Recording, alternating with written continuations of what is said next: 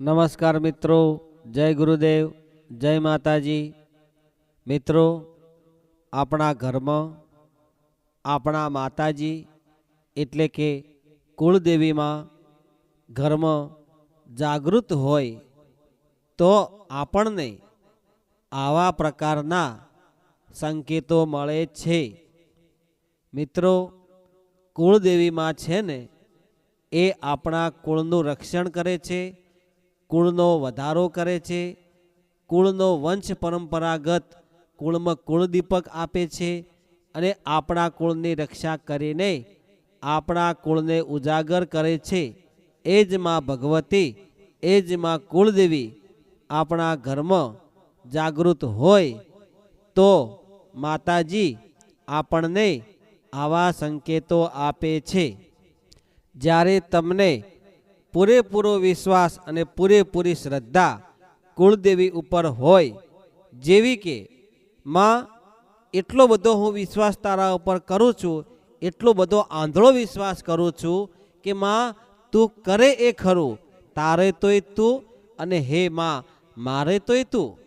આવો જો વિશ્વાસ તમે કુળદેવી ઉપર કરો અને તમે એનું નિત્ય સેવા પૂજન સાચા હૃદયના ભાવથી કરો, મનમાં સ્વાર્થ ના હોય અને બીજાનું ભલું કરવાની જો વૃત્તિ હોય અને જગતમાં કંઈક સારું ધર્મનું કાર્ય કરવું હોય તો માં ભગવતી, તો માં કુળદેવી તમે જે ધારો એવું કાર્ય તમારું કરશે। પણ કાર્ય સર્વ જગતના કલ્યાણ હેતુનું હોવું જોઈએ, નિસ્વાર્થ ભાવનું હોવું જોઈએ। જેવી તમારી ભક્તિ હશે, જેવી તમારી શક્તિ હશે, જેવો તમારો મનનો ભાવ હશે, જેવી તમારી શ્રદ્ધા, તમારો વિશ્વાસ, તમારી પવિત્રતા હશે, એ પ્રમાણે માં કુળદેવી તમને સંકેતો આપશે અને તમારા ઉપર માતાજી જાગૃત છે તો આ પ્રમાણે તમને સંકેતો આપે છે।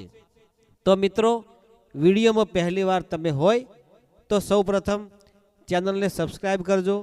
તમે આ વિડીયો કયા ગામથી જોઈ રહ્યા છો, સાંભળી રહ્યા છો એ કોમેન્ટ બોક્સમાં લખજો। તમારા કુળદેવીનું નામ સાચા હૃદયના પવિત્ર ભાવથી લખજો। મિત્રો, આપ બધા હેમખેમ સર્વકુશળ મંગળ હશો તેવી ગુરુદેવને અને માતાજીને હું પ્રાર્થના કરું છું।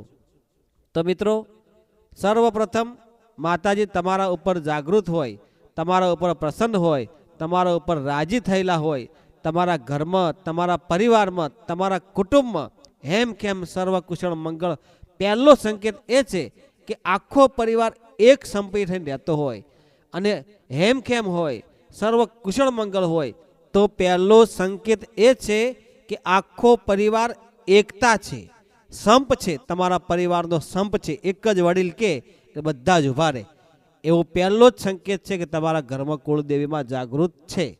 આ જ એક શુભ સંકેત છે। જ્યાં સંપ છે ત્યાં જંપ છે। અને આવો સંકેત બીજો તમને જ્યારે મળે કે માં કુળદેવીને તમે જે કાર્ય જણાવો છો એ કાર્ય જો થવા માંડે અને એમાં તમને એવું લાગે કે માતાજી મારા બધા કાર્યોમાં સફળતા મળે અને તમને કુળદેવીમાં સાથ આપે છે, તમારો ધંધો સારો ચાલે છે, વેપાર સારો ચાલે છે, તમારું કોઈ કાર્ય અટકતું નથી, તો સમજી લેવાનું આ માતાજીનો બીજો સંકેત છે।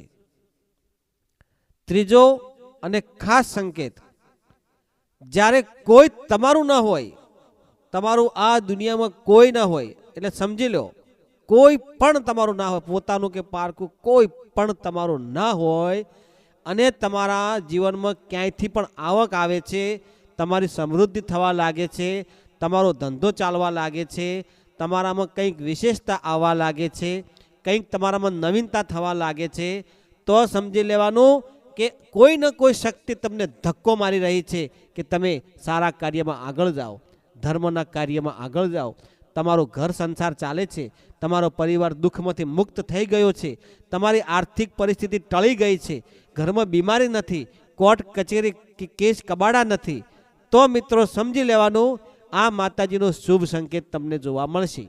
જ્યારે તમારો ધંધો અચાનક ચાલવા લાગે, અચાનક ક્યાંયથી તમને પૈસા મળી જાય, કોઈ તમને મદદ કરવા લાગે, તમારામાં જે ધારો એવું થવા લાગે, તો સમજી લેવાનું કે કુળદેવી માની અસીમ કૃપા તમારા ઉપર થઈ ગઈ છે. મિત્રો, બીજો એક ખાસ સંકેત અને ખૂબ જ અગત્યનો છે.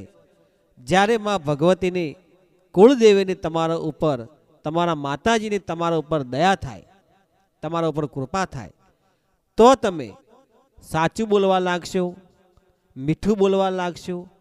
કોઈ તમને બોલશે અને જો તમે ખમશો, નમી જશો, નમ્રતામાં તમે રહેશો, તમારી વાણી મીઠી હશે, હળવી વાણી હશે, લોકોને ગમશે, આવા બધા તમારામાં બદલાવ થઈ જશે. કોઈ તમને બોલે જો તમે ખમી જાઓ તો સમજી લેવાનું તમે મહાન બનતા તમને કોઈ રોકી શકશે નહીં. જે નમે એ સૌને ગમે. કુળદેવી માને જો તમે નમો છો તો માતાજીને તમે ગમો છો. એવી જ રીતે જો તમે કોઈને હાથ નમો તો કોઈ તમને વ્યથ નમે. તમે સારા કાર્ય કરશો, કોઈના ભલાઈમાં ભાગ લેશો તો કોઈ તમારું ભલું કરશે. આવા વિચારો અને આવા અનુભવો તમને તમારા જીવનમાં થવા લાગે તો સમજવાનું કે તમારા માતાજી તમારા ઘરમાં જાગૃત છે અને તમારા સાથે છે, તમારા રક્ષણ માટે હર ઘડી હર પલ તમારી મદદ કરે છે, તમારા ધારેલા કાર્યો પૂરા કરે છે. આવા સંકેતો થકી તમે માતાજીને ઓળખી શકો છો. બીજું મિત્રો, એવો સંકેત છે કે અચાનક તમારે ક્યાંક બહાર જવાનું થાય, પછી તમે આખું ફેમિલી, આખો પરિવાર ઘર તૈયાર થઈ ગયો હોય અને તમે ગાડીમાં બેસો, પછી તમે હાઈવે પર આવો, હાઈવે પર આવી અને તમારે બહાર પ્રવાસ જવાનું થાય.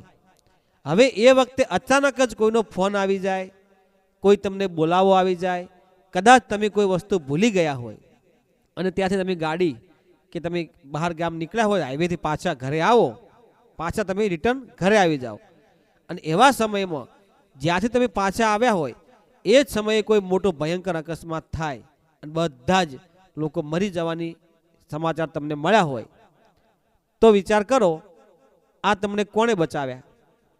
આ તમારા માટે શુભ સંકેત છે કે નહીં? કુળદેવીમાં એ જગ્યાએ તમને હટાવીને પાછા લાવી દીધા. તમારે એ યાત્રા કરવા માટે કે એ પ્રવાસ કરવા માટે કે બહાર જવા માટે તમને માતાજીએ રોકી રાખ્યા કે તમારે જવાનું નથી. જો તમે ગયા હોત તો એ જગ્યાએ તમારો મોત થઈ જાત કે તમારો અકસ્માત થઈ જાત. આ કુળદેવીમાં રક્ષા તમારી કરે છે.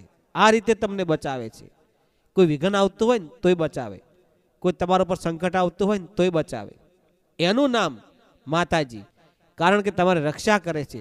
એ કુળદેવીમાં જ રક્ષા કરે અને કુળદેવીમાં જાગૃત થાય એટલે આવા બધા સંકેતો તમને આપે.